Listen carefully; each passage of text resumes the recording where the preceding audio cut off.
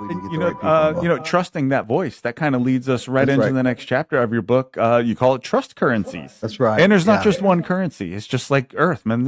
It's a multi-currency atmosphere, and Right. it hits hard. It's that invisible currency that every prospect uses to buy into you, and it's not the same for every prospect. Some may That's go right. off a look, some may go off of how you talk, some may go off of how knowledgeable you are, some may go Right. off of how polite you are. That's right. It's a different currency for everybody and a different currency mix for every Yep. buyer that And you it's come key across. that you figure that out. So I'm going to paint a scene for you here.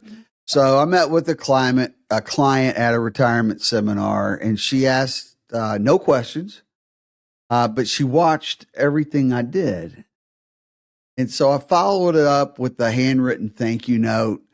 2 days later, she called and she said, "You're the first one who didn't try pressure me." And it was all of me just paying attention to the Right. room, right? So her trust currency was respect and patience, right? It wasn't all that information I was giving that didn't matter.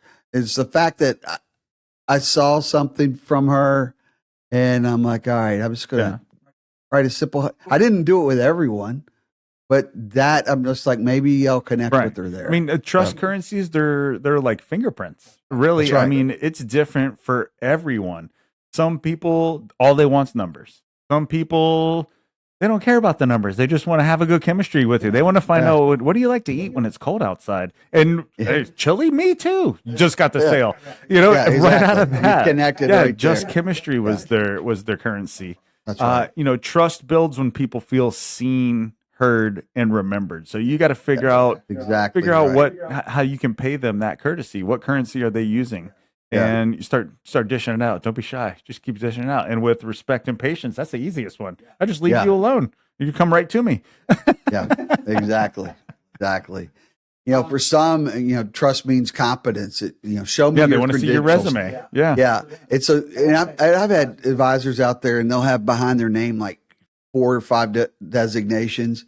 That doesn't really matter to me because that doesn't really mean anything other than you took the test, you spent the time, but do you really know what's in the customer's best interest, or are you just kind of following a model and everybody goes into the same footprint model?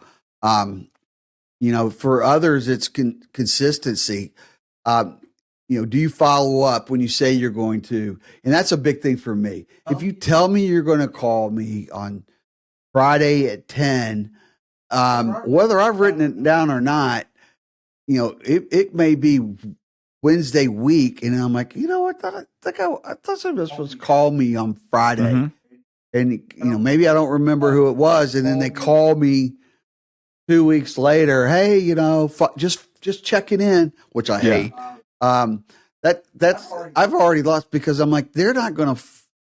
If they're not following up with me in the beginning, how are they going to follow up if we implement what they're saying? No, I always called that when I was managing. I had a whole office full of staff, and our clients were complaining like crazy because they couldn't get an answer. And I walked around and like, well, sometimes we're expecting the answer on Tuesday, and then it'll get back to us on Thursday. And I said, well, what do you do on Tuesday at the end of the day? Like, well, we just wait till we have the answer. I'm like, no, the other person's waiting. They think you forgot about them. If you promised an answer by Tuesday and by end of day it's 4:30 and you don't have it, call that person and say, "Hey, I'm still waiting on that answer, but I don't want you to think I forgot about you." And then hang up. Boom. Hang up. It could be a voicemail or their voice, easy. and you have managed your expectations. They will think like, "Oh, they didn't have the answer," and that's what I think a lot of salespeople are afraid to say. I say it all day long. I don't know. I say I don't know left and right. Like I don't know. Let me go find the right answer. I've always trained. It's better to say, I've got an idea or this. I haven't ever had that one. Be straight up and transparent there, but I'm going to go find that right answer. So let me get back with you on it. This perception of like you don't want to seem like you're not knowledgeable. That's like I got to have all the answers. Especially the newbies out there. They're doing this. I got to know everything, and all they are is like a walking, talking encyclopedia, and they're so fearful that they might have to have a conversation. They don't want. They know the product. That's what they've been training on. And all they want to do is pitch the product. And And this is not just this has always been a problem, even way back in the olden days when I was in it. Young people, they're really good at learning because they just finished college, and they're really good at retention, but they don't have the life experiences to have those conversations, so they get nervous. They therefore avoid them, and they're in the pitch, and so their closing ratios usually horrendous. And in today's environment with the newbie sales out there, they are hoping that, well, I just want to do emails and DMs or what. I don't want to actually have a conversation because they've never had to have that conversation. The 20 somethings out there, got phones at 5 years old to 10 years old. Mine, I think my oldest, he's 28 now. He didn't get his first phone till he was 10. Right. And he was, I'm the last person in the neighborhood. I'm like, you don't need a phone. And, back in the beginning when they were, born in the late 90s and early 2000s, I think we just had flip phones. Yeah. So they didn't do what they do now. But now these kids, they're 3 or 4 years old. They can run circles around most adults on the phones, not the 20 somethings, but the parents and of course the grandparents. Like I can go to my great nieces and nephews that are 5 to 10 or 11. And I'm like, hey, this doesn't work. And they're like, bloop, and how it works. Right. It's crazy. Like in 25 seconds, and I've already spent 4 hours trying to do it on my own. Yeah. And then I'll see them like, hey, is this? And then I just grab the phone. Yeah. But one of the ways that you can appear knowledgeable, because you want to have all the answers, you want to be knowledgeable, you want to be seen as an expert. Knowing what you don't know probably highlights how knowledgeable you are more than anything else. Exactly. Knowing what you don't know. Something that I have always gone into every sale, every successful sale, every dead sale. Yeah. I tell myself, I bet you this guy might know more about this product than me. Yeah. So if he asks me a question and I don't know the answer, that might be a loaded question. Especially, I know the basics of every product. If I get a wonky question that I've never got before, I'm like, I bet you he knows the answer to that. If I don't know the answer, I'm not saying it. Yeah. Like, you know what? I'm not sure on that. Let me get back to you with the right answer. Let me go peek around to the door right there to this old guy who's like an encyclopedia. So, competency, credentials, consistency, character. Yeah. Character, you say, is another one. That's a big one on me. So you ask a question, just like, how would you define character in the client's eyes? Yeah, I characters that can I see myself introducing this person to my family. Right, exactly. Right. Exactly. That if you've got that kind of character, that means you've built some trust there. And and it doesn't happen obviously always on that first call. It's some time. You got to put some sweat equity in that. But the way you build that character is you do what you say, you're honest, you're transparent. That builds trust. That builds that character up to that person. We talked a little bit about it, but I just want to drive this home. Early in my career, I lost a big case just because I overtalked my expertise. Because again, I was young. I've been there. I knew all the information, but I never built that connection. And why I didn't build? Because I was afraid. This guy was, this was when I was doing institutional bonds. This guy ran to me at the time was a large portfolio, 3 or 4 billion. But we sat down to lunch and he asked me how many accounts I had. Didn't really have that many yet. And I kind of fudged that. And he's like, oh, yeah, I was hoping somebody, with a little less accounts that could pay me more attention. Yeah. Like, oh, so, he's like, you seem like you're really smart. Obviously, you got all these accounts. Yeah, you must be really good. But I didn't feel like you could connect. Yeah, I'm looking for more of a boutique experience. I'm kind of I'm a smaller type of account. And all I was trying to do was, big time them and show them how smart I was, because I had to do that in my office. I'm a state college graduate, not the Brown or Harvard or Columbia in New York, like all my other coworkers. and the stuff. state But- college they got and play of was course- NYU. Yeah, So if you had yeah, to go to a state yeah, college, yeah, it had exactly. to be NYU. Yeah, and you went to Or maybe Tennessee? UMass, you could get away with Yeah, that, but they're that's like, about it. Yeah. How'd you get this job? Like I don't even know if we've got Yeah. anybody How'd they else call from you? a Do state they have college. phones in Tennessee? Yeah, I know, right? It was stuff like that. Hey, No, I guess it's sometimes we're so eager to prove that we're good at what we do, we forget to prove or just to show that we care about what we do. exactly. Yeah. And look, I always like I would tell guys like you got to care Yeah. about it. And some guy I don't care about anybody. Right. I just care about making money. Well, guess what? It comes through. Yeah. I got another buddy. I've had obviously guys in all kinds of sales positions and friends, but Well, because you're a mentor. What'd you call yourself today? You're a grand mentor? And you have grand mentees? yeah. Now you're showing my age here. Like I was talking to advisor who was a wholesaler, and his guy that trained and mentored him was a guy that I trained and mentored 20 years ago or whatever. But listen to him, guys. And Listen as to we're him. talking- It's generational knowledge Yeah. you're getting here. Yeah, like 4 years ago when I was talking to this guy, he's like, you know so and so. I'm like, yeah, I know him. He's like, he's my mentor. And I called him and I said, hey, I was talking to this guy, Kevin Ross. And he's like, Kevin Ross, he mentored me. Yeah. And then I'm like, wow, I have grand mentees now. Yeah. Right. So I've been around the block a few times. And, I always joke like, well, why do you, people say, well, Kevin, why do you like being a mentor? And it's really because I've made so many mistakes over my lifetime that if I can help someone not make the same stupid Right. mistakes I made, which is why I'm doing the podcast, then guess what? I've just helped somebody's life get a little bit better Exactly. than mine because they're not going to step in that looks like a little puddle and it's 10 feet Right, deep. exactly. Yeah. Right. And I stepped in many puddles above my Yeah, head. but in- I mean, in every business learning and in curve is life. pretty steep. So if you can find somebody that can help you skip a couple steps up that learning curve, and That's you right. you you grow sped up your exponentially. learn- Yeah, you went from a newbie to a 3-year person just by implementing exactly. a few things Just by that we learning talk from the about on folks this that podcast. find people with scars. That's a good way to Yeah. do it. Yeah. They probably had a lot of time in the seat.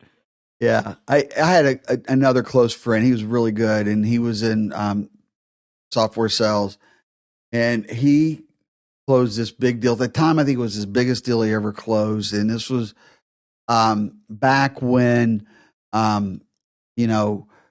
the computers that ran stuff were the size of a School bus. 2,000 square foot office. In Wall Street, literally the processors that did it, there was 20% of the floor of the World Trade Center, I think, was the computer room exactly. with its own air conditioning, its own generators, because it had to stay cool. Software sales Now, were I a think- huge business back then, and yeah. a big decision. It was super expensive. I think probably, and I'm not a software guy, but I'm betting that the cell phones that we have now have more Easily. CPUs or whatever they this call microphone that. probably has more technology in this thing. Right.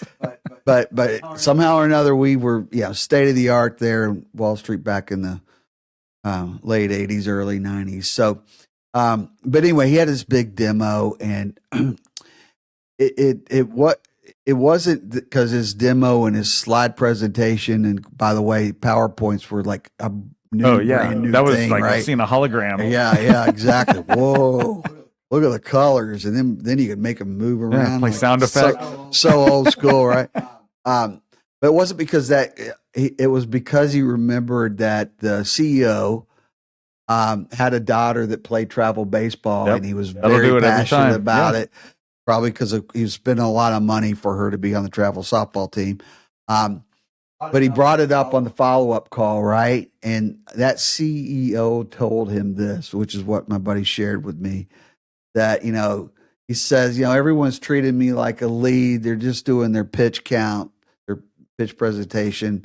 And you actually, wanted to know about something I was very passionate. You treated me like a real person and not just the buyer, right? And that's the key. But I mean, if you're losing deals and you can't figure out why, just ask yourself, which currency am I ignoring? That's right. Yeah, you can go into an office, and every time when I'd go with any of my sales team to an actual face-to-face meeting, so let's just say it was an advisor's, we were going to an advisor's office. I would say, look, you go in and you do a 360 of that office, and if he's got like um, pictures of kids in baseball or basketball, or there's a trophy or some plaque out there, you need to look at that. Or hey, what's that plaque about? Or who's these kids in this baseball picture? Get them talking. Oh, that's a team I sponsor. All right, now you go into that, because what you're doing is you're hearing what their story is and what they're passionate about. Probably they're there because they're passionate, or they spent some money and they spent the money because they're passionate about this thing. And there's a why behind their passion. And that's the key.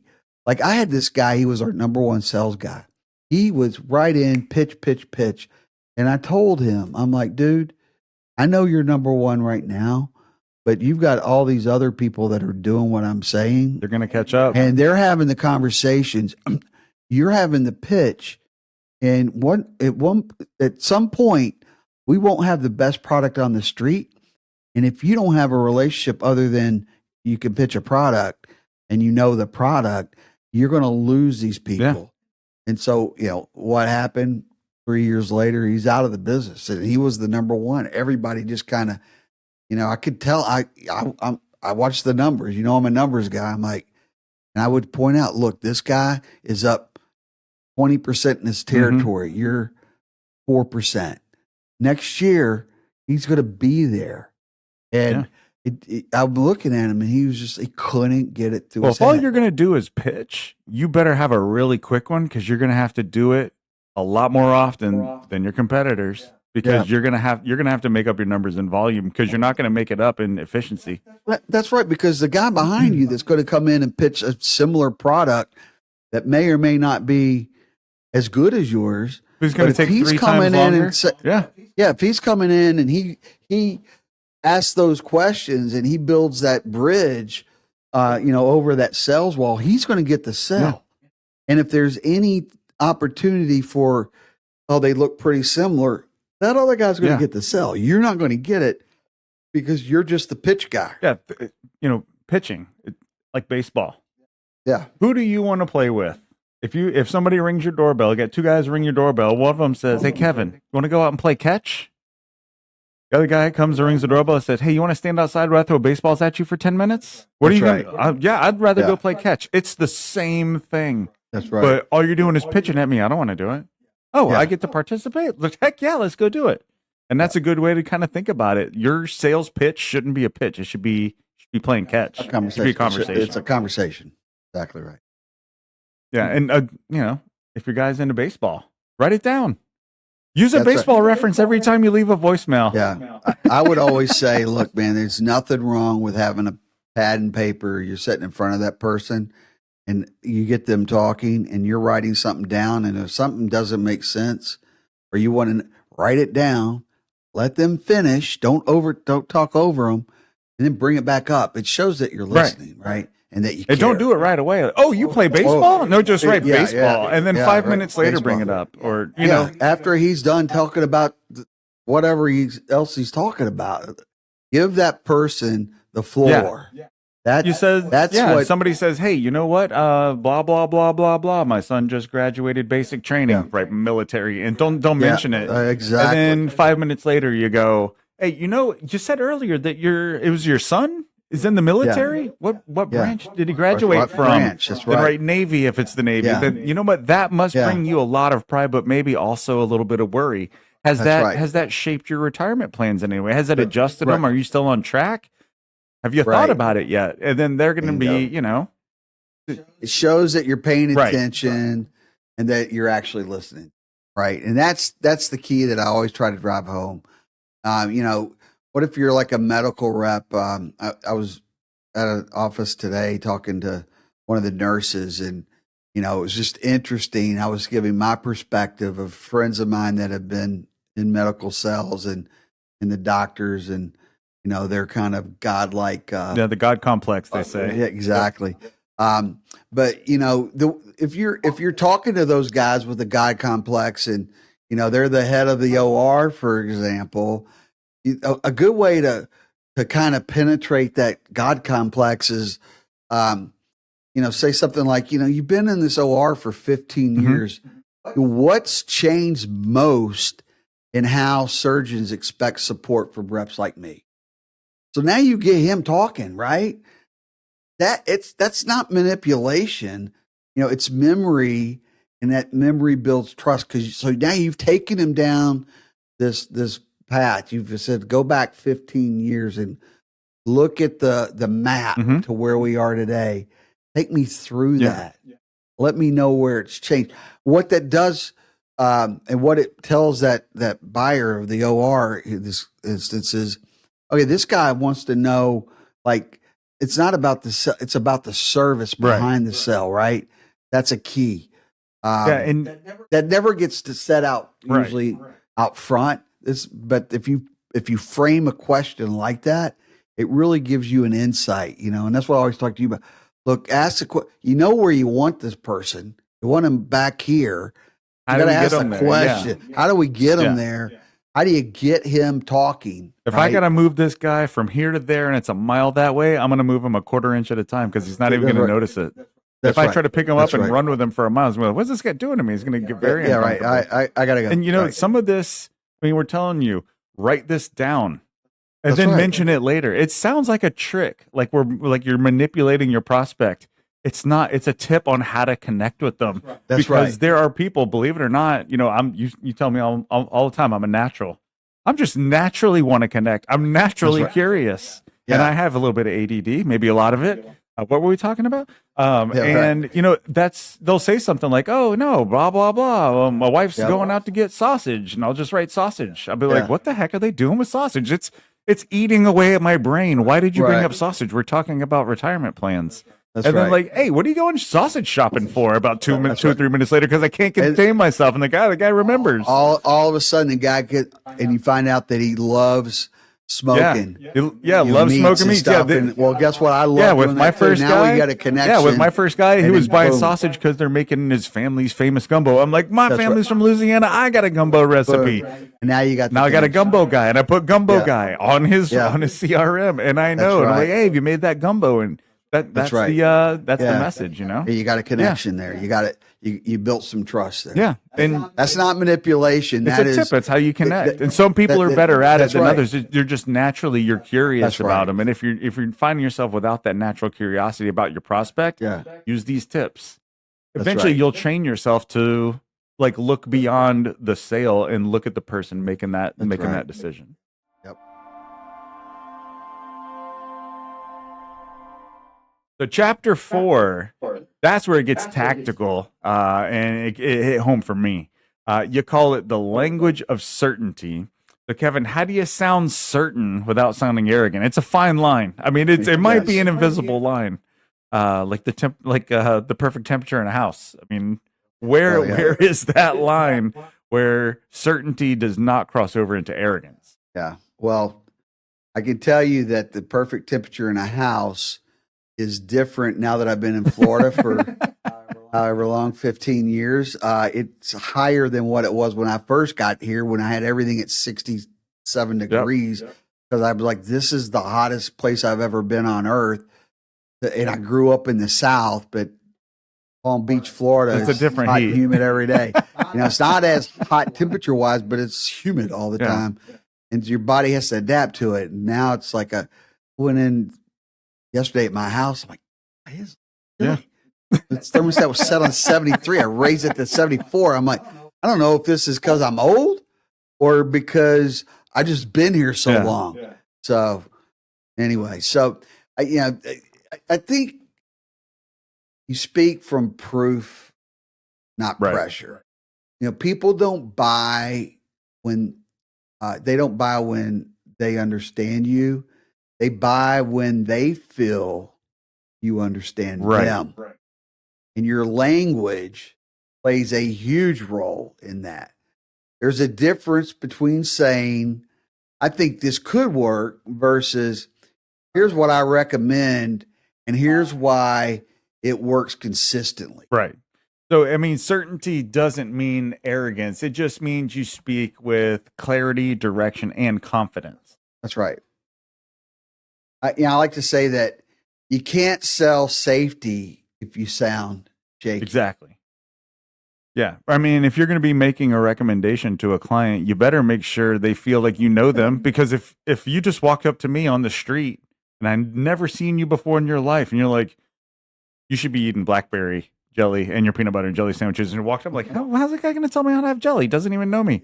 Yeah, I exactly. hate blackberries, you know? I hate Well, they're higher in blackberries. antioxidants is what he's trying to tell me, but I'm allergic to blackberries. exactly. Right. He's really making a recommendation based on antioxidant count, but I Exactly. didn't know that. And how did he know if I even cared about that? Yeah, So if exactly. you don't know your client and your client it doesn't feel like you know them, they're not going to take your advice on any recommendations. So Yep. for advisors, you want a script. This strategy is built for market volatility. It doesn't rely on growth. It guarantees income. Income you can't outlive, and that's why it works. That's right. You got that confidence there, not arrogant, and you give that client the peace of mind. Yeah. Right. Whether they've said they need that or not, when they hear income you cannot outlive, how can they do that? And that's what they want to know. You know, you got to use words that paint the future. What's the future look like? Don't say this, and I hear it all the time. This policy does it. Say this gives you the freedom to spend time with your grandkids without that money stress. So now they feel it. They can see themselves spending time with their grandkids and not worrying about how much the flight costs or how much the hotel, if they're driving there, that they got to stay at before they get to the final destination. That's off the table. Don't right? call it a policy. If you say policy, find another word. Oh, solution is one of my favorite. I swap it in and out. Now this solution provides lifetime income. XYZ, This that's solution right. provides a higher death benefit. This solution you're going to whittle down to zero and not leave your kids anything. But you know what I've just provided you? I didn't provide you choices. I give you 3 different things that work. That 3 different solutions, now- and maybe it's a combination. and they're like, of oh my all God, 3. like I didn't know I had a problem that had 3 solutions. You know, geez, I That's didn't know how right. big my problem was. This Yeah. guy must That's really right. know me. This Well, and policy hopefully you- sounds like I'm going to have work to do and it's going to be And boring and hopefully you expensive. Yeah, right. Hopefully you broke it down and know exactly what are they looking for, income, or are they looking for death benefit, or you've got the person that says they need all 3. So you show them all 3, and then it's like, okay, well, I really just need this. Yeah, and you're not begging Right. people to buy. You're inviting them to align. And you That's know, right. we all go to those sales where we have the perfect pitch, we got the perfect product, perfect client, weather was perfect, timing was perfect, and we still didn't make the sale. If you do it this Yeah. way, you're gonna walk out of there and be like, well, I had the best option, I guess. Just they Right. see something different. And you can walk out with your head held high. But you won't be walking out like, well, maybe I didn't connect with them enough. Like, no, I did Right. connect with them. I provided a solution that met their specific, unique needs, and they don't want to go with it.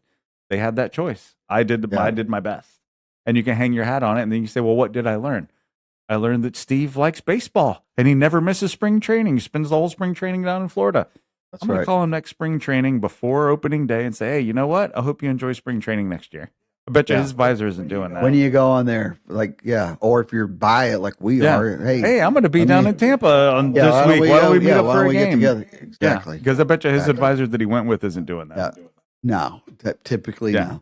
You know, I had a tech startup I was helping out way back, and I set in on a pitch with the tech startup team, and you know the solution was great, but their sales guy kept saying, I think we can do this. I think it can do that. Maybe we'll be able to. You could feel like the doubt from the potential buyers just all over the room. I mean, it was like, well, shouldn't go with this startup, you know. So you gotta have that confidence piece. I get what you're saying. You know, instead he could have said something like, "This system reduces ticket time by 30%." Yeah. Not because we hope it does, but because our clients already report it does, and I'll show you. Yeah. Right. Now you've got some clarity, you got some certainty, and here's here's some stuff to back it up. And if you're going to be uncertain, be boldly uncertain. Does this do this? You know what? I don't know. Yeah. Say that. They'll appreciate that more. Like, maybe it will. I remember walking away going, wow, man, these tech people, they're really smart, but they can't sell their way out of a box. Right. And that was kind of like my first entree into that side of the business. And now I know that's not the case, but at the time, it's all I knew. And I'm like, right. It was like, see, you know, I got to say this, confidence isn't loud. I've always I see sales guys and they're, you know, just loud, boisterous or whatever. And you could just watch people melting in there. They're like, oh God, right? When's this blowhard going to stop? It's about being precise, right? So it's not about being slick. It's about being solid. And that's why we're not teaching you tricks. We're teaching you tips. And this is how the pros, this is why they are good. That's right. Yeah. This is what makes the top 1%ers. You know, here's the trick. And I've been preaching this for, gosh, I don't know, 20 plus years, ever since I've been in the management and the mentoring side of it. Silence equals strength. So you say your value, and then you pause. Just lets them absorb it, right? You can't just run into the next thing. You don't want to overtalk, which that drives me crazy, and I hear it all the time. Listen to this. Silence after a bold statement, it's confidence. It equals confidence.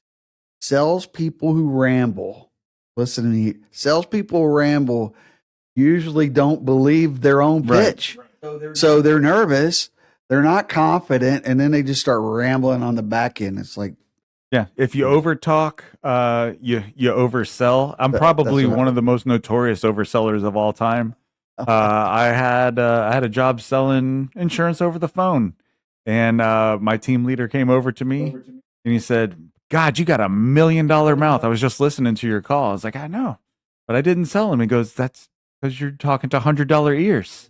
That's right. Like, you're over talking, you're over explaining. You know so much about this. They feel stupid, and now they don't want to buy from you. That's right. Like, just you're missing that. Yeah, you're missing that connection because, like, you're connected to the product and you're connected to the process. Yeah. You're forgetting the most important connection. That's to your customer. That's You could connect with a customer and sell them anything. It doesn't have to be this process and this, and this product.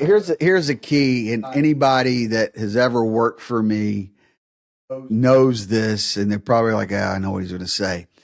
So I've always trained my salespeople to ask a question, shut up, and listen. Yeah, I have heard you say that more than once. Through the office wall, around the corner, I think I've been instant message that a couple times because I still get carried away, you know. And that's natural, especially if you believe in your product and you believe in your process and you're excited, and you believe that you're here to help and you've got the perfect solution. It's very easy to start rambling. Because you're excited, like, and you're passionate about it. That's right. I mean, a little bit of that is fantastic for sales. Like, wow, this guy really believes in this product. You know, the guy selling Ford trucks isn't like, well, yeah, it's a Ford. You know, he's like, this is a new Ford F-150. It's got this and that and this and that and this and that. Yeah, right. You know, you get, and so I've always said, like, why I say ask a question, shut up and listen. People will tell you why and what they want to buy if you ask the question, shut up and listen. So then you go into your pitch, then you got to stop, get them back engaged because people tend to oversell. They don't, they may know they're rambling on because they're so excited. And that's innately how most salespeople are built anyway. And when you say silence is golden, it's like, their head starts spinning. You know, I can see it in their eyes when ask a question. Especially if you're doing your sales over the phone, you can't see them, so you can't see if they're processing. You lose that body language. It's natural to want to fill that gap with something else to say. So the key is, and I've been teaching phone sales. I mean, hell, I'm selling institutional bonds on a phone. So, you know, I was the opposite. I was a little nervous when I went in face to face because I was the smart guy because I had the computer and all the information right at my fingertips. Now I'm sitting there looking at you. Oh, what if I don't know the answer?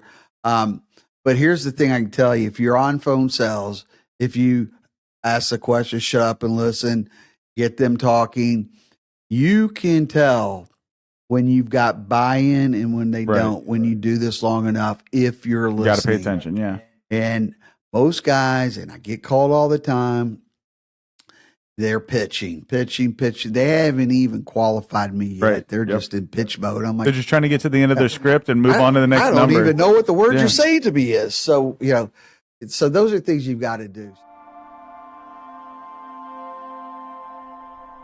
So let's land this plane with a quick recap. People buy outcomes, not features. Connect to their fear or their hope. The real buyer might not speak, but they always decide. Trust is earned in their currency. Empathy, big on empathy. Memory, competence. So remember, certainty sells, and silence proves to be a huge strength. And whether you're selling policies or software or surgical tools or soda, if you can master these four, your close rate goes up, your stress rate goes down, and your reputation becomes magnetic.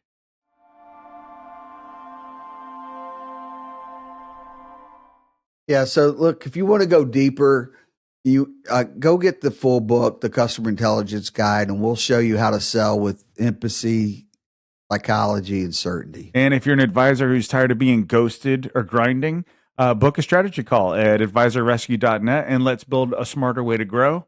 And if you're a business owner or sales rep looking for smarter ways to win, subscribe on Spotify or Apple and follow Plan Life Right on Facebook, TikTok, and Instagram.